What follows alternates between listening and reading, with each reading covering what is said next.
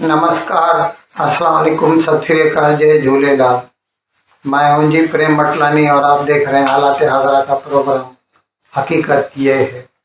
इब्तदा में आपसे दरख्वास्त है, चैनल ज़रूर सब्सक्राइब करें। नाज़रीन, कल अक़वाम मुत्तहिदा यूनाइटेड नेशंस के वर्ल्ड फूड प्रोग्राम उनके साथ भारत ने एक मेमोरेंडम ऑफ अंडरस्टैंडिंग यानी MOU पे दस्तखत किए और जिसमें भारत ने ये फैसला लिया है कि अफ़गानिस्तान को फौरी तौर पर 10,000 टन गंदम यानी हम हिंदुस्तान में गेहूं कहते हैं, वीट सप्लाई की जाएगी। ह्यूमैनिटेरियन ग्राउंड्स पर ये है। इससे पहले भी भारत ने 2 मरतबा अफ़गानिस्तान को 2021 में 50,000 टन दी थी और अभी तकरीबन 2 महीने केवल इसी 23 में ही जो है 20,000 टन फिर भेजी थी। शुरू में जब 2021 में भारत ने 50,000 टन गंदम देने का फैसला लिया था अफ़गानिस्तान को, तो उस वक़्त भारत ने पाकिस्तान से दरख्वास्त की थी कि अगर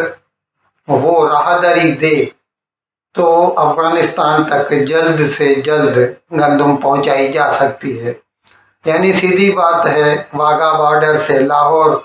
और लाहौर से पेशावर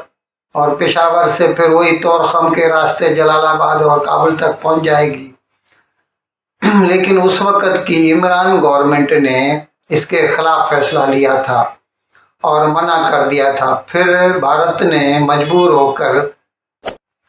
जो है चाबहार बंदर जो है, जो कि ग्वादर से तकरीबन 50 किलोमीटर दूर है ईरान में वो, तो वहाँ से जो ये बंदर जो चाबहार है ना, ये हिंदुस्तान ने ही बनाया है और ख़ास तौर पर अफ़गानिस्तान और ऊपर जो सेंट्रल एशिया की, वस्ती एशिया की जो स्टेट्स पड़ती हैं, जैसे उज़्बेकिस्तान है, ताजिकिस्तान है, किर्गिस्तान है, तुर्कमेनिस्तान है, ऐसे जो भी ममालिक हैं उन तक रसाई करने के लिए, क्योंकि पाकिस्तान हमेशा स्पॉइल्ड स्पोर्ट का ये काम करता है, कभी भी किसी का भला हो जाए वो काम भी नहीं करेगा। तो पहले 1-2 उसकी किस्तें जो थी 2021 में वो भारत ने चाबहार के थ्रू भेजी थी और बाद में जब अफ़गान तालिबान ने इस बात पर रंजिश का इजहार किया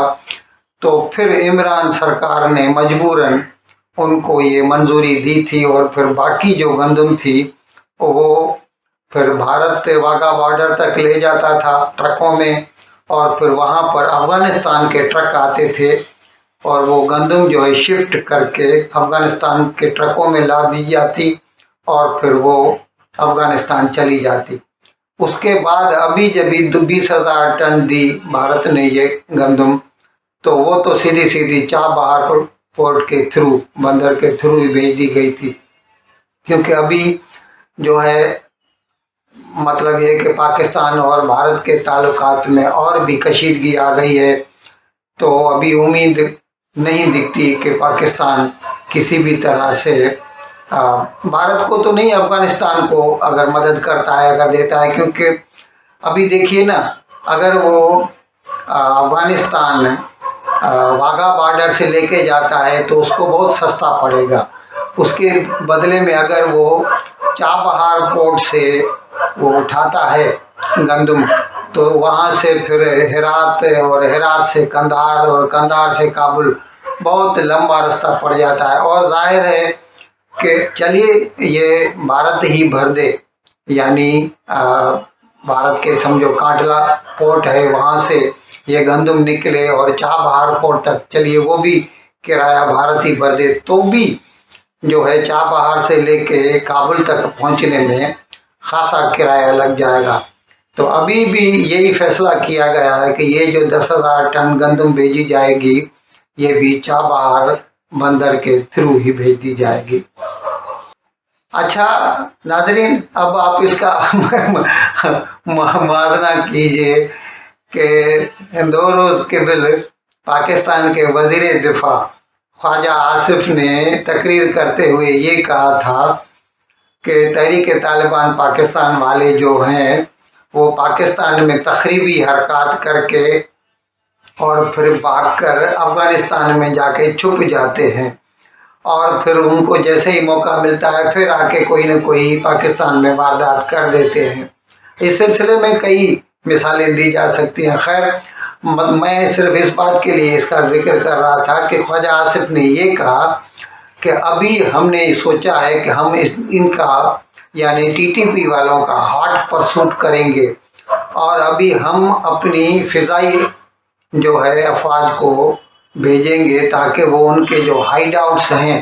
چھپنے کی جگہ ہیں افغانستان میں، ان کے اوپر بمباری کرے اور ان کو وہیں پر ختم کر دے۔ اب آپ خود دیکھ لیجئے کہ بھارت افغانستان کو گندم دے رہا ہے اور پاکستان بم، اور یہ وہی طالبان ہیں جن کو خود پاکستان نے ہی بنایا تھا 1979 میں، اور وہ بھی پیسہ لے کر، کیونکہ اس وقت جب افغانستان میں روس کی فوجیں، سوویت یونین کی فوجیں آئی تھی تو امریکہ نے پاکستان سے کانٹیکٹ کیا، تو پاکستان نے پیسہ لے کر، جنرل ضیاء الحق کی گورنمنٹ تھی اور مجھے اچھی طرح یاد ہے پہلے $3 بلین دیے گئے تھے جس پر پاکستان راضی نہیں ہوا، اور پھر بہت سارے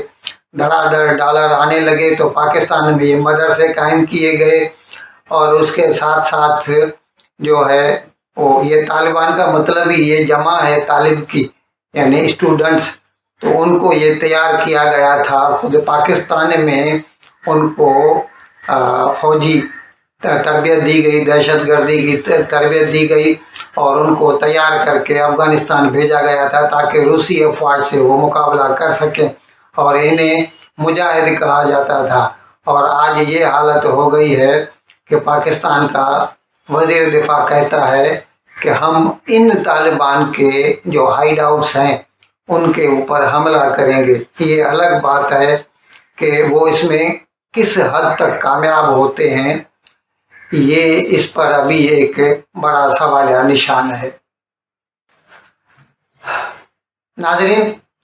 جیسا کہ ہم نے آپ کو بتایا کہ پاکستان میں اس وقت جو موجودہ سرکار ہے، اور ظاہر ہے اسی کی اکثریت ہے پارلیمنٹ میں، اسی لیے تو اس کی سرکار ہے نون لیگ والوں کی،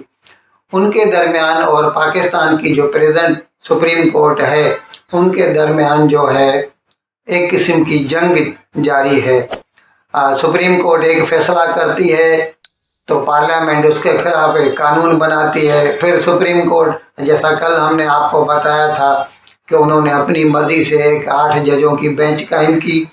اور وہ قانون جو ابھی تک قانون بنا ہی نہیں، جس کے اوپر ابھی تک دستخط بھی نہیں ہوئے، جس کو ابھی گزٹ میں نوٹیفائی بھی نہیں کیا گیا، اس قانون کے اوپر حکم امتناعی یعنی ریسٹریننگ آرڈر یا اسٹے آرڈر نکال دیا تھا۔ تو ابھی اس کے بعد پھر ایک قسم کی جو ہے نا کھلم کھلا جنگ شروع ہو گئی ہے۔ کل پھر پارلیمنٹ کا اجلاس بلایا گیا اسپیشل، اور اس میں جو ہے 2 قراردادیں اور ایک قانون پاس کیا گیا ہے۔ ایک قانون جو پاس کیا گیا ہے اس میں یہ کہا گیا ہے کہ اگر کوئی بھی کورٹ، ظاہر ہے اس میں بشمول سپریم کورٹ ہو جاتی ہے، سو موٹو ایکشن لیتی ہے، تو اس میں جو اس کا وکٹم ہے جس کو سزا دی جاتی ہے اس کو یہ حق دیا گیا ہے کہ وہ اس سو موٹو ایکشن کے نتیجے میں جو فیصلہ آتا ہے اس کے خلاف وہ اپیل کا حق رکھتا ہے۔ اور اس کے ساتھ ساتھ پھر جو 2 قراردادیں پاس کی گئی ان میں سپریم کورٹ کو بائسڈ یا پارٹیشن کا خطاب دیا گیا ہے۔ اچھا، یہ کیوں ہوا ہے؟ کیونکہ سپریم کورٹ نے 2 روز قبل حکم دیا تھا اسٹیٹ بینک آف پاکستان کو کہ آپ 2100 crore election commission of Pakistan کو دے دیں، کیونکہ ان کو 14 مئی کو الیکشن کروانے ہیں پنجاب اسمبلی کے۔ اب یہ تو سیدھا جو ہے ایگزیکٹو کے ڈومین میں انٹرفیئرنس کرنا ہے۔ یہ وزارت خزانہ کا کام ہے پیسے کا ریلیز کرنا، کیونکہ بجٹ وہ بناتے ہیں، خرچے کا علم ان کو ہوتا کہاں خرچہ کرنا ہے کہاں خرچہ نہیں کرنا ہے. اگر یہ کام بھی سپریم کورٹ شروع کر دے تو پھر تو ایگزیکٹو کا کوئی جواز ہی نہیں رہتا. تو اسی لیے اس کے خلاف بھی کل جو 2 قراردادیں پاس کی گئی ہیں اس میں سپریم کورٹ کے اوپر یہ الزام لگایا گیا ہے کہ they are interfering into the matters of executive domain. ناظرین، اس کے ساتھ ساتھ کل ایک میٹنگ بھی ہوئی جس میں پاکستان کی جو وزارت ہے کابینہ ہے ان کا وزیر اعظم اور ان کا اور پھر جو اسٹیبلشمنٹ کے جو مطلب کور کمانڈرز ہیں یا جو جنرل عاصم منیر ہے چیف آف آرمی اسٹاف ان کے ساتھ میٹنگ ہوئی. اور اس میں اس بات پہ جو ابھی ہم نے آپ کو بتایا کہ ہو سکتا ہے وہ ہوائی بمباری کریں افغانستان میں جا کر تحریک طالبان پاکستان کے ہائیڈ آؤٹس پر. اس بات پر جب اس پر غور کیا گیا تو اس میں اسی میٹنگ میں پھر جنرل عاصم منیر نے یہ اعلان بھی کیا کہ پاکستان کی افواج جو ہے وہ ہمیشہ پارلیمنٹ اور آئین کا ساتھ دیں گی. اب اس میں سے one can read in between the lines کہ ہو سکتا ہے وہ یہ کہنا چاہتے ہیں اور یہ ایک قسم کا اشارہ ہو عدلیہ کو کہ وہ جو ایگزیکٹو کے ڈومین میں انٹرفیئر کر رہی ہے تو اگر وقت پڑا تو پھر پاکستان کی اسٹیبلشمنٹ جو ہے وہ پارلیمنٹ کا ساتھ دے گی. ان الفاظ کے ساتھ میں آج کا پروگرام ختم کرنے کی آپ سے اجازت چاہتا ہوں، لیکن وداعی لینے سے پہلے ایک مرتبہ پھر آپ سے میری درخواست ہے کہ جس کسی صاحب یا صاحبہ نے اب تک ہمارے اس چینل کو سبسکرائب نہیں کیا